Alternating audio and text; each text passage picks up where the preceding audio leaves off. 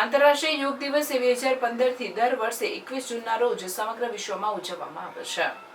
વર્ષ 2014માં સંયુક્ત રાષ્ટ્ર મહાસભામાં યોગ દિવસની વિધિવત જાહેરાત થયા પછી વર્ષ 2015થી આ દિવસની ઉજવણી શરૂ કરવામાં આવી હતી. યોગ એક શારીરિક, માનસિક અને આધ્યાત્મિક અભ્યાસ છે જેની શરૂઆત પ્રાચીન ભારતમાં થઈ હતી.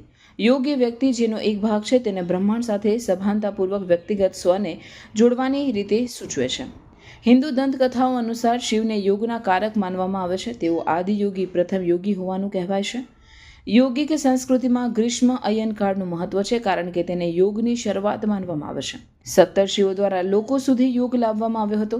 વેદો સમજાવે છે કે આદિયોગી તરીકે શિવનો બીજો ઉપદેશ સપ્તર્ષિઓને કેવી રીતે સમર્પિત હતો. એવું કહેવામાં આવે છે કે શિવ વર્ષોથી આનંદિત ધ્યાનમાં બેઠા હતા. ઘણા લોકો કુતૂહલથી તેમની પાસે ઉમટ્યા, પરંતુ તેમણે ક્યારેય કોઈની તરફ ધ્યાન ન આપ્યું હોવાથી તેઓ ચાલ્યા ગયા.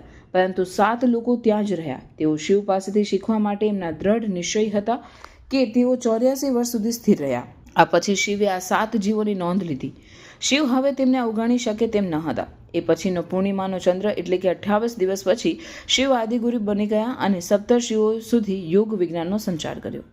આજે આ ભારતીય સંસ્કૃતિનો વિશ્વએ પણ સ્વીકાર કર્યો છે અને સમગ્ર વિશ્વમાં યોગનો પ્રચાર અને પ્રસાર થયો છે.